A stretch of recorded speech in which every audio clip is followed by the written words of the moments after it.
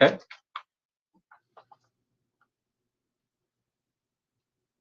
All right.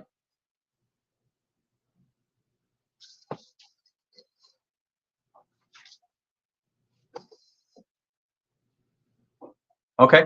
Thank you.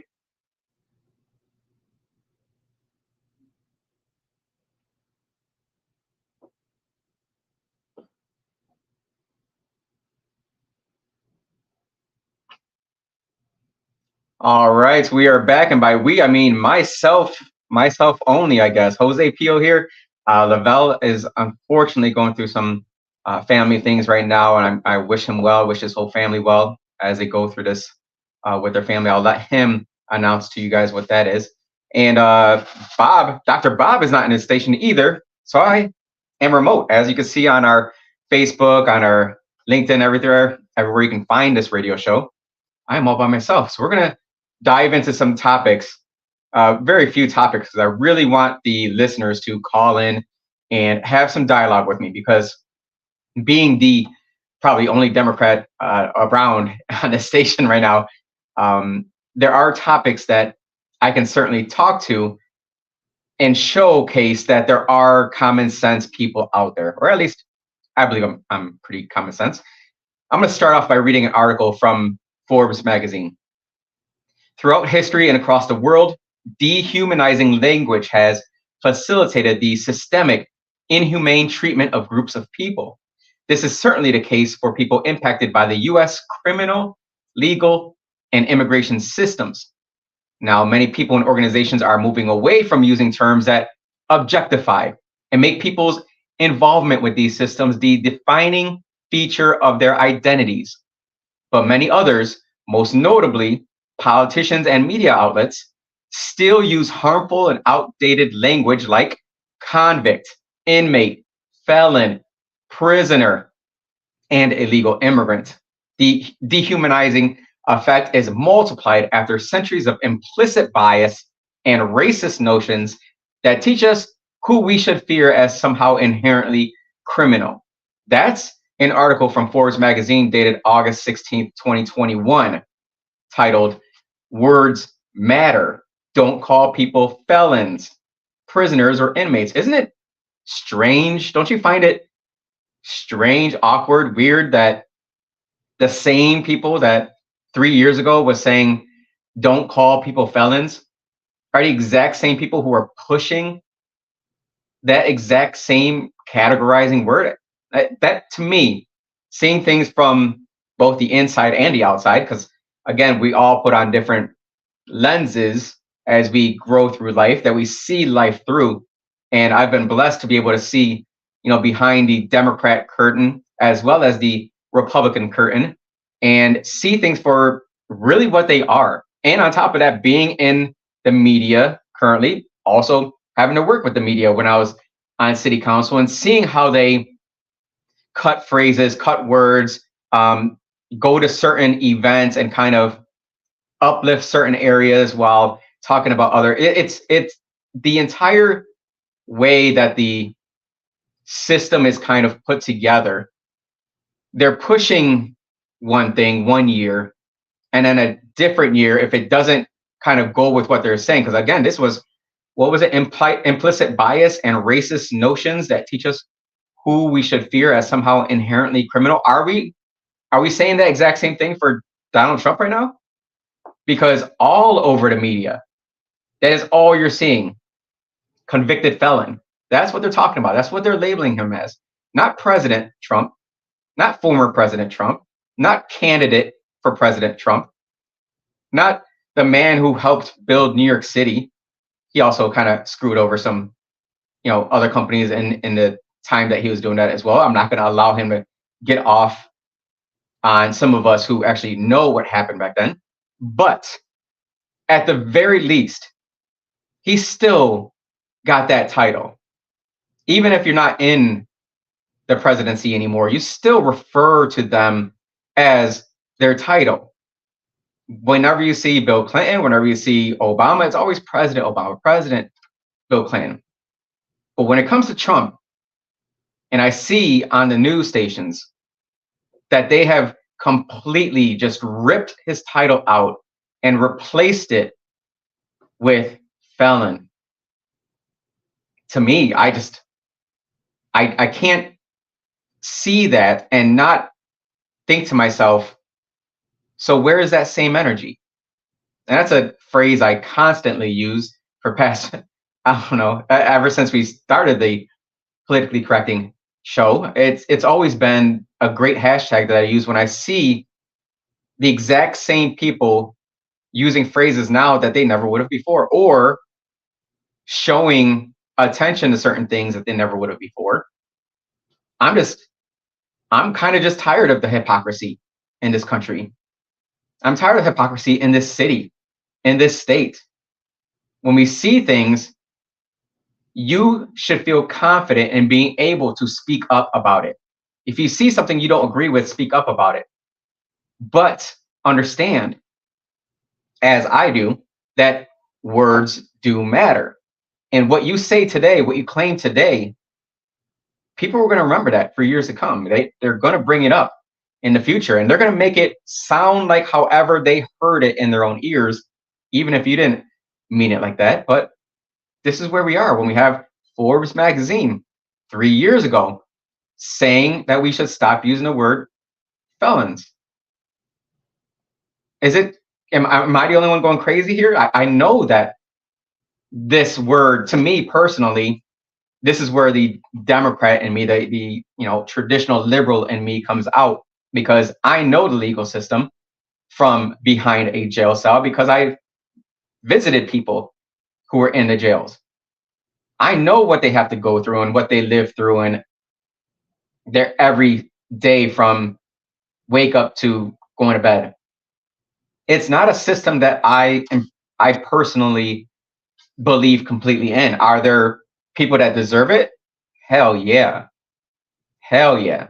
There's some disgustingly disturbing people that do not deserve to live in our communities. We need to take them out of our communities for the safety of others and for the safety of themselves. But should they be in prison where it's all concrete and metal bars with a tiny window that's too high for you to even look out, and only have 1 hour a day where you get to go outside, and the rest of the time you're literally walking around amongst people who are killers, rapists, murderers, drug dealers? What do you think is going to happen to a person who just made a mistake, who allowed their emotions to get the best of them? I heard someone say something the other day. They said, what you think about is what you feel, and what you feel is what you act on. And there are people in prison who don't understand that their emotions don't always have to be acted upon. That the way they think every day, from the time they wake up in the morning to the time they get to school, to the time they get out when that bell rings, to when their parents get home, that there's been a lot of things that have happened in their life that have kind of pushed them in the way of the street life, enticed them into the negative thoughts. And when you have those negative thoughts, the negative emotions come with them. And that means those actions are not that far behind. People make mistakes. Young kids, young teenagers make mistakes. We know that. But we see what's going on in the city right now, where people who are making mistakes are held accountable, but then they're let right back out to do it over and over and over again. Now, am I saying that someone who steals a Kia deserves to go to prison? and be locked behind bars for 23 hours of their day? No, I don't think that. But there should be accountability. And there are people who are doing something about it. You know, Gates police chief now is saying that they're holding parents accountable. And it has stopped a lot of these repeat offenders who are teenagers. But it's so crazy how some people in the city, when you bring that up and say, look, this is happening over here, why can't we do this in the city? Then it's racist.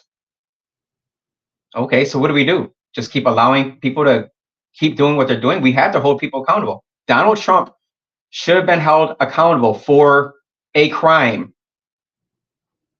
Now, was this crime to this level? Him paying an attorney who paid a prostitute to keep her mouth shut about the intimate affair that he had? I can name a ton of other things that I would put on a list of detrimental issues that presidents have done to our country. Disgusting things that presidents have done behind closed doors that they were never held accountable for. We know that presidents do dirty things. We know that they make some really messed up mistakes. And actually, after the break, we're going to get into that exact topic, because same energy is same energy. That's what you need to understand. If we're going to hold Donald Trump accountable and call him a felon and talking about throw him in jail because he paid a hooker to not talk, it was a contract. This is contractual law. He didn't screw the country over. The American citizens were not screwed over. We didn't lose any money out of this deal. No one who was harmed. That's what it comes back to when you look at these things. Who no harm. So when we hold them accountable, we've got these people who deserve to have these repercussions. And we're going to get into that right after this break. 346-3000 is the number to call. Again, this is the Jose P.O. I'm sitting here all alone. You can see on our social media pages. So I would love for you to call in and have this conversation with me so that we can dialogue about it. 346-3000, the number to call, the WYSL station, and we'll be right back after this.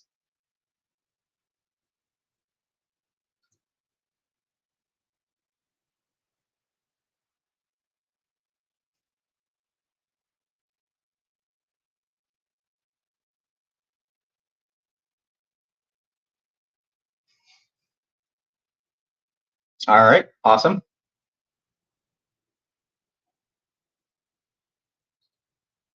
Yeah, thanks for pre-warning me on that one.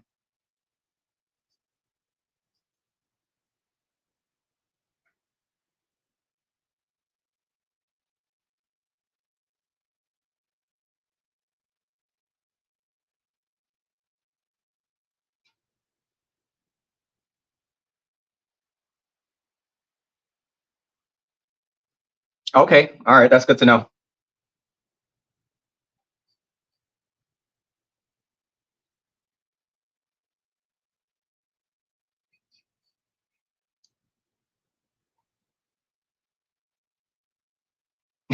Yeah, I totally agree. I totally forgot that there's people listening in on here that they can actually still hear me. All right, guys, talk to me here. As far as knowing what Jose is about to discuss, we can say it's the end, it's the word of the century and even millennium at this point, for real. Hypocrisy, man, I'm not a fan of hypocrisy. Don't be a freaking hypocrite. Trump did nothing wrong. He just pissed off the left, or as he calls it, the swamp.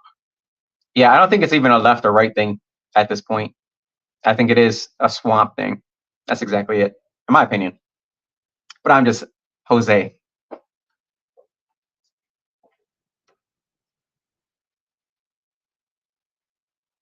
Yeah, it's the first time doing it remotely. Hopefully it sounds good on the radio. Oh, Keith is calling in. Oh, that's something you guys won't be able to here in as a caller. Sorry. But Keith is calling in right now.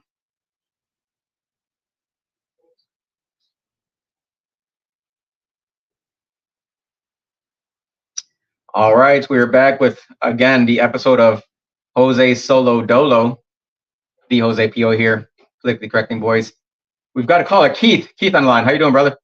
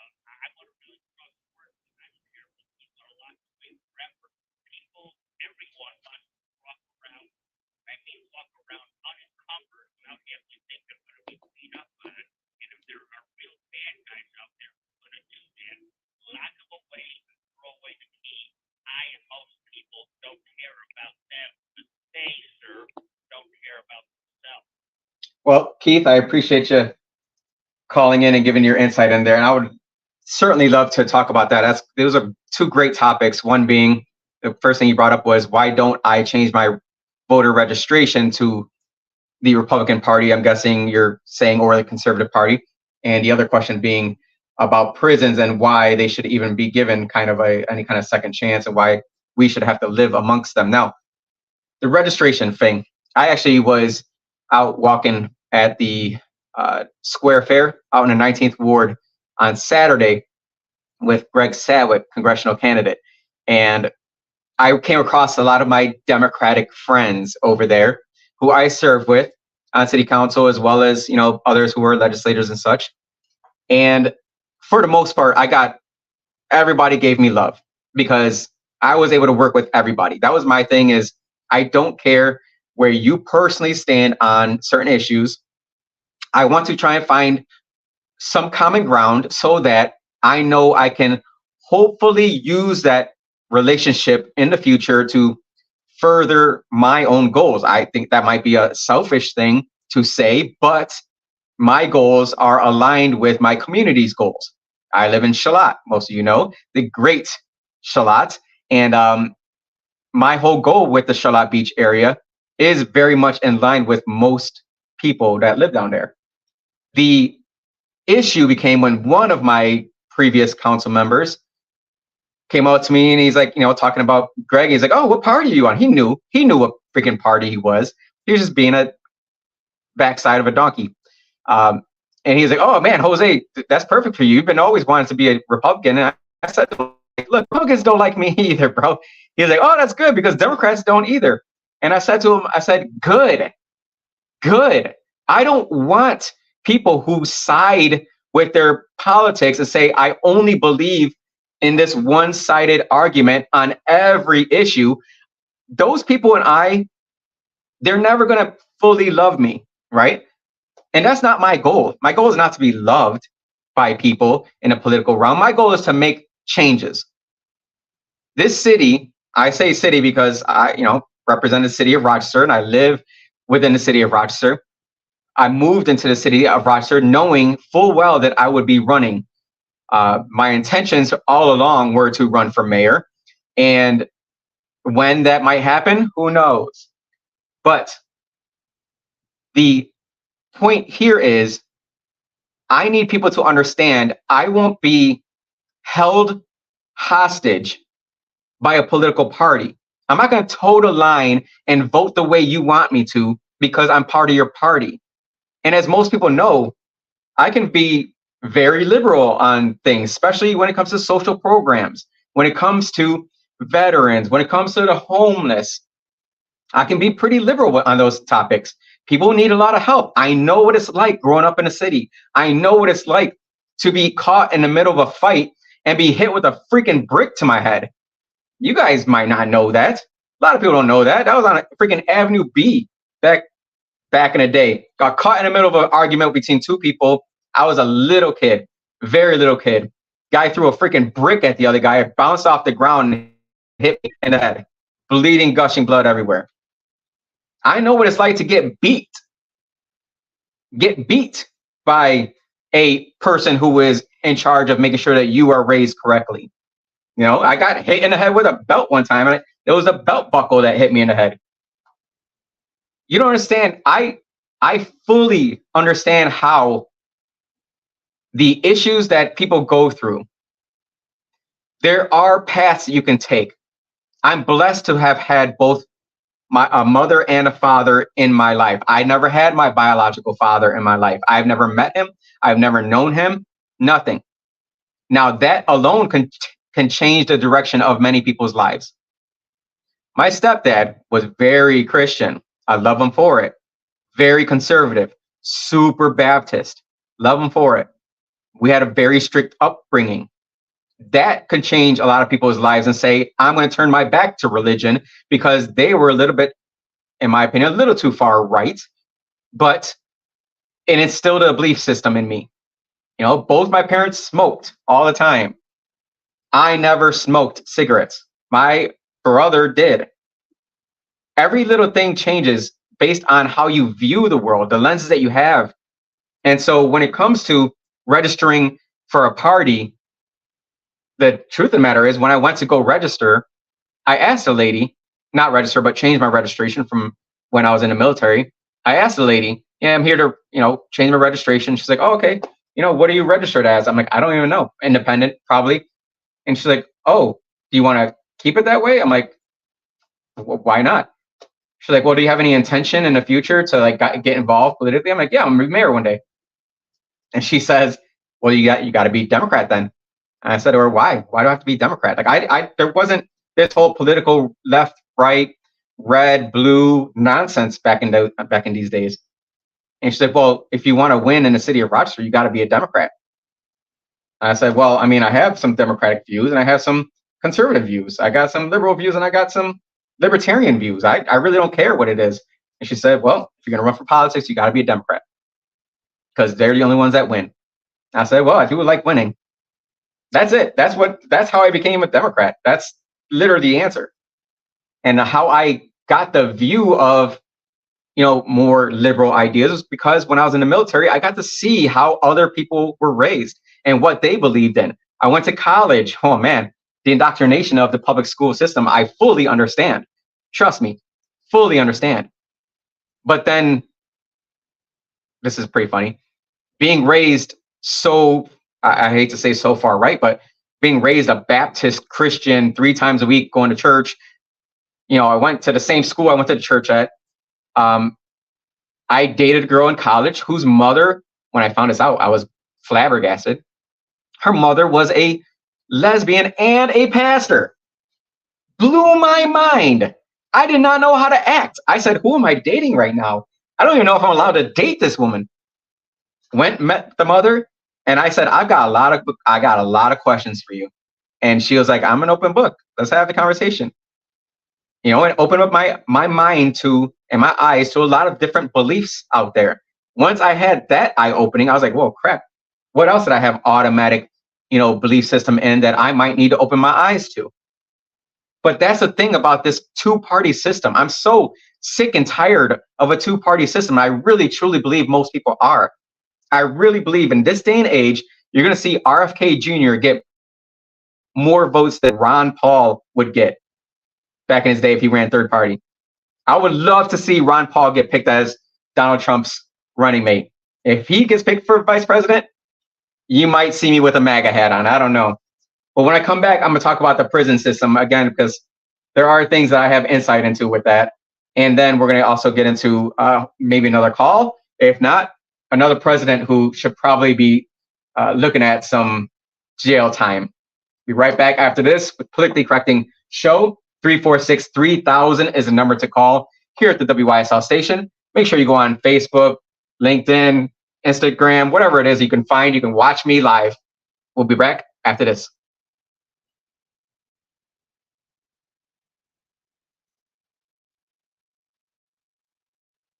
Was that a good, did I summarize Keith's call enough for you? How do you get a Sadwick yard sign? Yep, thank you. We're back in about 5 minutes, guys, but I can go over some comments on here and we can have a conversation. Let's see. How to get a Sadwick yard sign? I'll reach out to you via text message. Yeah, text me. We'll get you on there.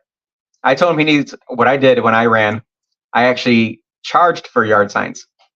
And it was a way to get fundraising going because it takes a lot of freaking money to run for politics. And running for Congress takes a lot of money. And that's a sad thing. That's a very sad thing.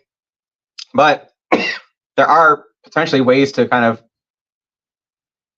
I don't know, limit that, I guess. And we are discussing that as a campaign about this being one of our talking points regarding term limits, and specifically, you know, a congressperson needs to run every 2 years.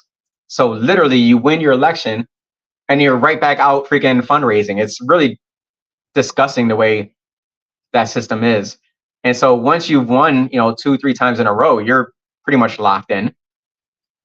But you're only 6 years in when you've won 3 times in a row. But yet you've got millions of dollars in donations coming into you. Insane. So term limits would potentially prevent that.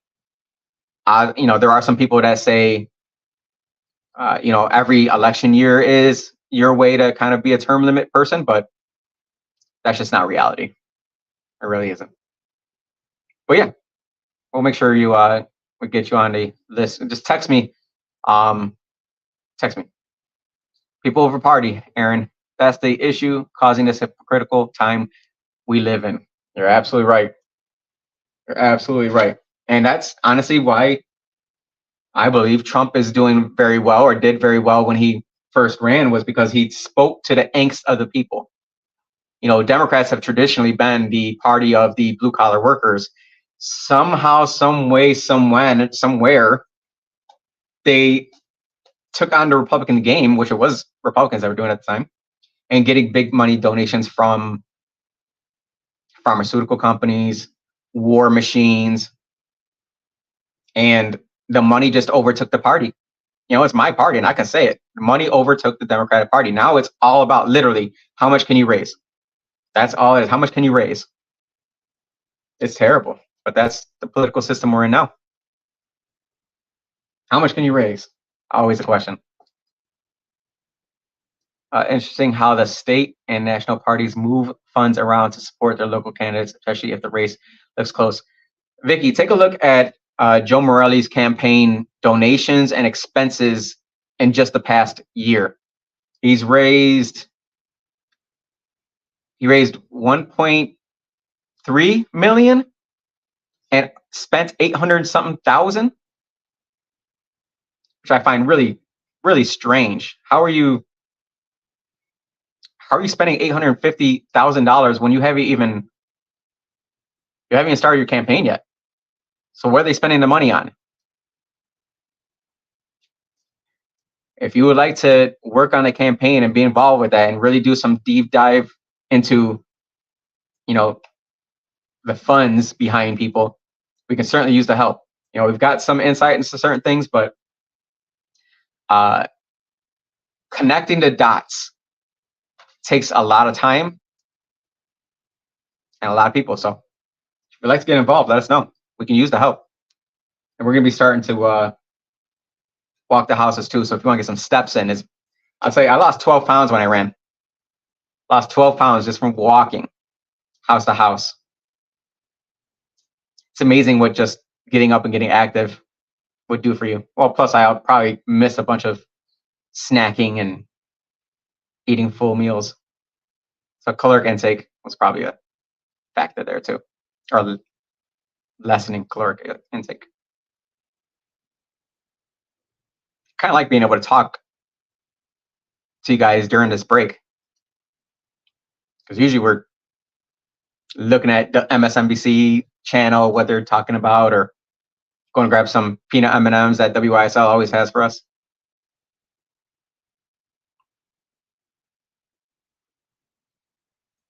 All right. All right. Another caller.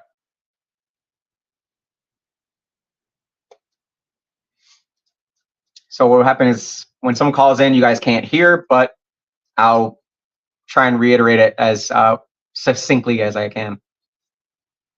Or let me know if you can hear through.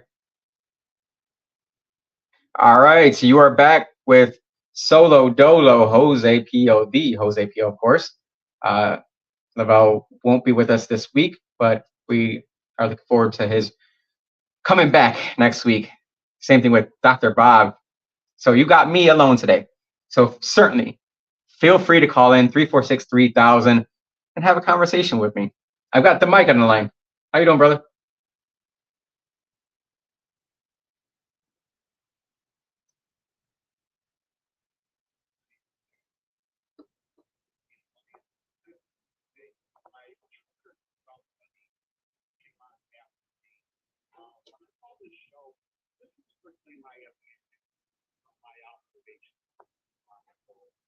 If somebody, doesn't agree with it, that's fine. There's the phone number 346. Maybe have a better idea. That's the first point. Second point, 17 called me.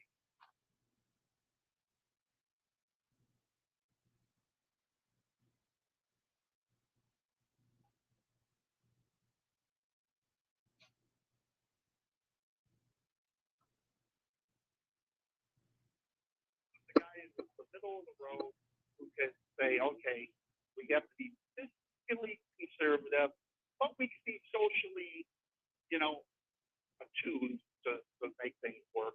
And the Democrat Party basically booted people like that out. Yep. Okay, because they went full progressive. Yep. So I think you're walking a fine line, and I greatly commend you for that. Yeah, no, I appreciate that.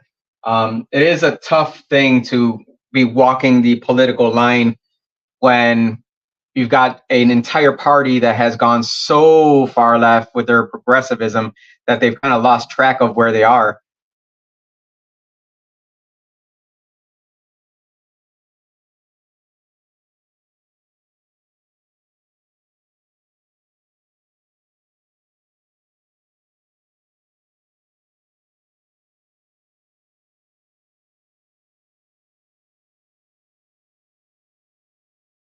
And I am actually part of the Blue Dog Democrats. I get their emails and everything. And there's very few who are elected.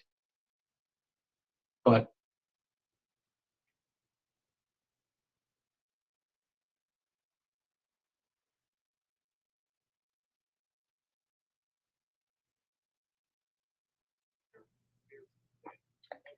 yeah.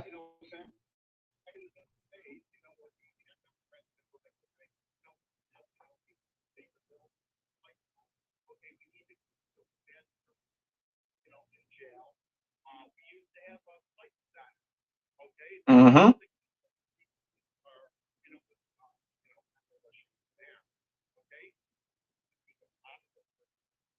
Right.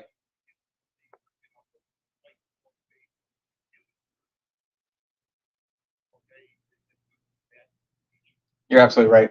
Thank you, Mike, for calling in and having this conversation. You're absolutely right. We had a psych center that was shut down, not that, not that too long ago. And on top of that, many people forget, we literally took people out of prison because they said COVID. We literally took criminals, and again, we're not supposed to call them criminals anymore, right? We literally took criminals and said, you can go home now. There is COVID going around and it's unsafe. I don't even understand. These people, you're talking about social distancing. You're talking about, staying in place and not being amongst others. Prison was probably the best place you could be. You got a doctor on staff. You're not in public freaking talking to someone that's coughing all over the place. It was the most idiotic thing I heard. And the entire time that I was fighting against all these responses to the COVID, and I'm sitting here saying, what are you guys thinking? This doesn't make any freaking sense. You're going to pay people? You're going to pay people to stick this thing in their arm that you won't even tell them what the long-term effects are? You're going to pay them literal money. For back to school, they gave kids sneakers. For adults, they gave you beer and burgers. It was absurd what politicians decided to do during COVID. And now, after shutting down the psych center, we've got all these mentally unstable people out there. And now, after letting people out of jail and sending them right onto the streets, again, without even telling the family until like the day before, hey, your baby daddy is coming out of prison tomorrow. You're on the list of where he could go. He's going there. That's what we did to the citizens. That's what we did. That's what politicians did to you. They put all these criminals back into the streets. They let all the mentally crazy people back in the streets and then shut everything down. It made no freaking sense. And Mike, I know you said you started your call by apologizing for whatever you said last week, but you said it was your belief. Don't apologize for your belief, dude. Stop. People need to stop apologizing. Don't apologize. Be like the Kansas City the kicker. Don't apologize for nothing. I said what I said. You can disagree. It's okay to disagree. I disagree with people all the time. That doesn't mean I freaking hate them. Doesn't mean that I dislike them anymore. Guess what? We have differences. That's what makes America great. Is that we can go back to a time when we can have differences and still live with each other. Now, we're talking about letting prisoners out during COVID. The prison system, I had my uncles on one of my podcasts not that long ago, about, I don't know, a year ago, I'd say. I had my two uncles on, and they talked about how they were raised and talked about what they had to endure from their very abusive father. And I gave you some insight into what I went through as a kid and, growing up in an inner city right there, Avenue B, Avenue C, Conkey, that was my area. Strathmore Circle. That was our area. Our family is still over there. I understand what kids have to go through. The thing that we keep forgetting is it does have an effect on how you view the world when you don't see anything other than that. When the only thing you see is a drug dealer getting the girls, spending the money, having nice cars, being able to buy, this is back in the day, being able to buy kids, ice cream when Skippy came around, you would see that and be like, man, I want to be like that guy. Because you know what you didn't see on Conkey and Avenue B? You didn't see finance experts. You didn't see politicians. You didn't see, we didn't have social media back in the day, but you didn't see, these big glamorous jobs that other kids were able to grow up knowing that their parents were in those positions. So they always have the idea that I can do that too. Yes, you could be anything you want. Sure, go with that. I don't subscribe to that. I don't subscribe to it. You know why? Because I'm 5'2". If I sit here and say I want to be a freaking NBA basketball player, there's only one Muggsy Bogues. All right? There's only one Muggsy Bogues. And it was only lasted a few years. But you put the intention behind your dreams and you put one foot in front of the other, and you have a goal, and you've got actually written down, you know what the goal is, and you know how to get there. And as long as you stick to your plan, you'll likely get there. And the world will open up for you. But when you're stuck in a system that is very oppressive, because what we're doing in the city, we have no homes available because people have left their homes to degrade or decay into freaking nonsense. The most blighted city, in the Northeast here, Rochester. People grow up looking at that, and they grow up looking at the drug dealers. They grow up, playing around with these Kia boys. They grow up with the ATV and dirt bike riders. What life do you think they're going to go into? They're not going to look at that and say, well, that looks like fun, but I'm going to go, read my encyclopedia. No. More likely than not, they're going to gravitate towards that they see as fun. They see the short-term fun, and they're not looking at long-term because they don't even believe in having a long-term. And these prison systems where we throw every criminal together, no matter the level of crime. We got freaking people who ate somebody, a freaking cannibal, another person who freaking raped a little kid in there with someone who made a mistake that they got angry at their mechanic and they beat the mechanic up because he freaking shafted him on charging him too much for a thing and never fixed his vehicle. I know those people. So all these people that sit here and think that you can think whatever you want. I am blessed to have been able to know the dark side of Rochester and a really freaking awesome side of Rochester where we have so much freaking money and we got people here living in beautiful houses, throwing these shindigs that I walk in and I'm like, man, I'm not jealous. I'm freaking rejuvenated. I want to be to that level. I want to get to that level. I want to throw these shindig parties. But these kids, man, they don't have that. They don't have that.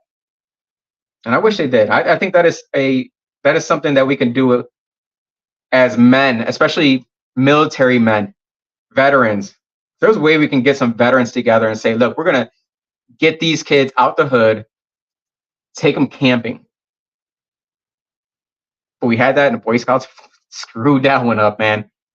Yeah, you got to do some background searches on these guys. But that would be amazing. Get these kids out from what they see every single day and show them the possibilities, the beautifulness of nature. Get them out of the nonsense every single day. Gunshots, sirens, loud noises, freaking kids running around the streets who are yelling at their parents, parents yelling at kids. Get them out of it and just return these kids to nature. There's an opportunity we have in the city. There is a huge opportunity we have in the city. But we have too many people playing politics instead of just being freaking human. We need to get back to being human.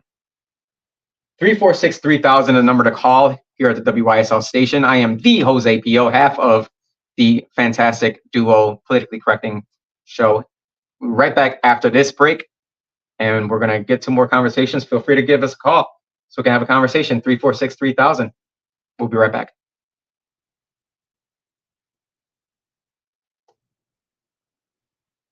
Oh, that was me. Yeah, that was me. Sorry. Yeah, I'm either burping on air or I'm freaking tapping on my computer, I guess.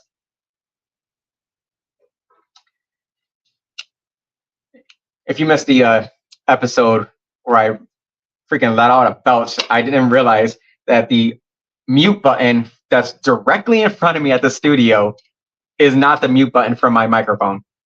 And I had to like reach way across. I can't even reach it. My arms are too short. But I thought that was pretty funny.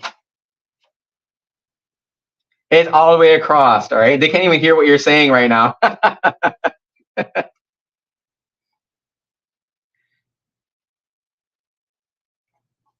He's saying it's not that far. It's right next to it. Yeah, it's a good 6 inches further. I can't afford 6 inches.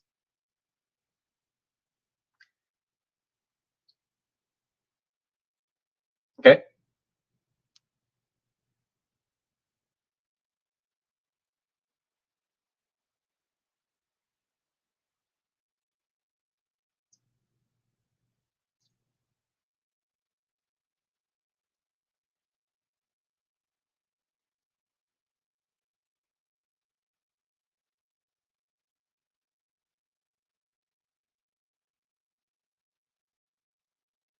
Oh, I lost you. There you are.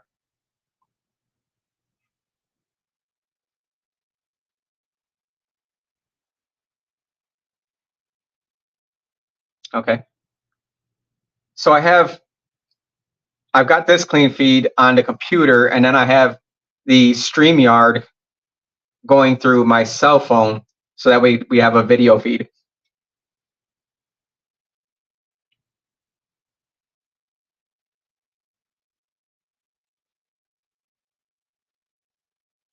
Gotcha. We'll figure it out. Meaningful perspective here. Big brothers and big sisters need to come back in full force. Yeah, but there needs to be better programs as well. I honestly don't know much about Big Brothers Big Sisters. I've never been involved with it because I'm not very big on. All right, not very big on mentoring young kids. I guess I don't know. All right, beautiful music choices, especially that last one right there. The Jose Pio back here, half of the dynamic duo from the Politically Correcting show. Lavelle Lewis is out this week, so you're stuck with me, solo dolo. We're going to jump into something that I believe that many other Democrats need to remember, and how quickly they forget. You know, we just had the Trump hush money case, which if you haven't seen our actual podcast, our adults only podcast on Thursday, we went into great detail about the hush money case and the actual charges that were in there. But what people forget, President Barack Obama, his 2008 campaign was fined $375,000 by the Federal Election Commission for campaign reporting violations, one of the largest fees ever levied against a presidential campaign. That's actual, legitimate campaign finance violations. He hid money. Not only that, the things happening behind the scenes with that guy from China that was funneling millions of dollars in using celebrities. Of course, that's not being shown anywhere either, but that happened. So when we talk about same energy, you know, that's my favorite quote that I use, same energy. So are you going to say throw Barack Obama in jail? Doubt it. Highly doubt it. But does he not deserve jail? Because let's go through what my favorite president, I'll be very clear here. Barack Obama is my favorite president of all time. Let me tell you why. Because I just freaking got a whole bunch of, Republicans all in a tizzy. Their panties are in a bunch here. Because he had the charisma that I want in a president. Trump, maybe a little bit of it, but not even close to the level. Barack Obama was funny. He was smart. He can stand his own in the group. He came out and told CNN that they would lie about him too, that they were fake news, essentially. Barack Obama, I don't stand for his policies. I don't like his presidency, but he personally was my favorite president because I loved the way he handled the position, meaning his demeanor, his charisma. That right there, I can't imagine what JFK was like, live back in the day, being raised to watch the guy on TV or listen to him on the radio. I would think that he probably had very close charisma to JFK. That's what I think. I don't know. You can tell me. But that's why he's my favorite president. Certainly not because of this. We're going to get into what he did. On his second day as president, he promised he would stop CIA torture immediately and close the military prison in Guantanamo Bay, Cuba. He didn't. He didn't close down Guantanamo Bay. He did not stop CIA torture. He didn't do that. Those are freaking war crimes. Let's be very clear here. War crimes. Human rights violations. He stepped up the use of aerial drones for targeted killing, and not in countries that we were at war with. No. He used it in Yemen and Somalia, countries that we had no issues with in terms of wartime. We were not there, boots on the ground, freaking going into war with Yemen and Somalia. No, he used aerial drones to target specific people, and he killed Americans. He targeted Americans and killed them. Obama not only continued, but also expanded programs begun by George W. Bush that led to massive invasions of privacy. The reason why you say something out loud in a conversation and your phone somehow picks that up, and now every time you go to Google or Instagram or Facebook or social media anywhere, you see freaking targeted ads based on a conversation you had. Obama is why. He bailed out the banks. He did that with our money. So Barack Obama has legitimate international human rights violations. He has legitimate campaign finance laws violations. He has legitimate taking money from the poor and giving it to the rich. So where is the same energy for Barack Obama? Again, my favorite president, but you can be someone that I look up to and I can still hold you accountable. Same here with the mayor. Mayor Bill Johnson, my favorite mayor. There was a debacle with this thing called the fast ferry. You might have heard of that. I might have just triggered a bunch of people because they're really upset by the fast ferry, but he was still my favorite because he tried something different. You could say he failed, but I don't think he failed. Yeah, we lost money, but we also got the marina. We would never had the marina without the fast ferry. And now there's something coming up. I don't want to announce it yet, but there's big news coming out in Shalat that I've been working on for years. Not just me, myself, us as a group. Worked on it on city council as well. And I'm working on it now as Charlotte Community Association president. There is big news coming out for the Charlotte area. Again, I don't want to jinx it, but we're going to be doing big things. And I'm really excited by it. But that doesn't come from anything other than a mistake that was made. A failure. I'm using air quotes here because I don't personally believe in failure. I don't personally believe that it's a failure unless, here's a caveat, you have to have learned something from it. If you didn't learn anything from it, then it's a failure. That's how I see politics now, where we continually give money to these nonprofits to fix the issues that freaking politicians made. So politicians create the problem with your tax money.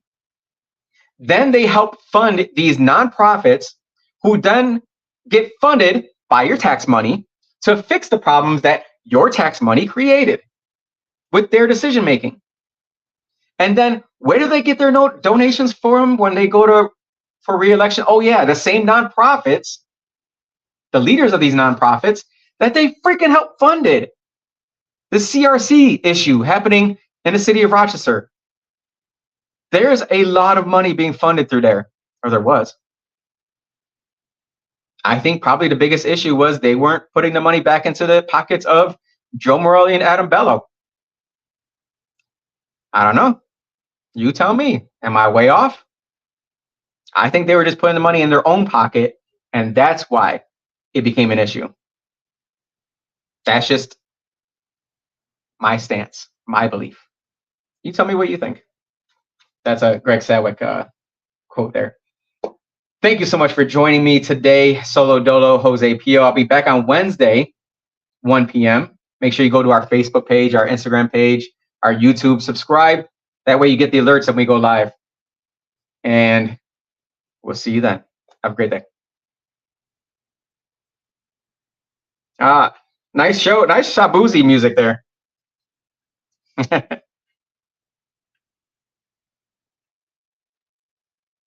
Bobby D, DJ's weddings? I didn't know that. Oh, okay. DJ Bobby D. Fantastic. Probably, yeah.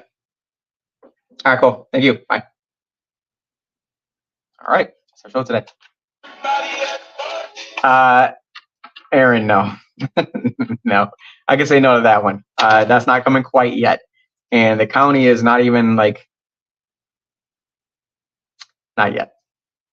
But I'll see you guys on Wednesday. Thank you so much. I'm gonna go through these in comments individually, maybe.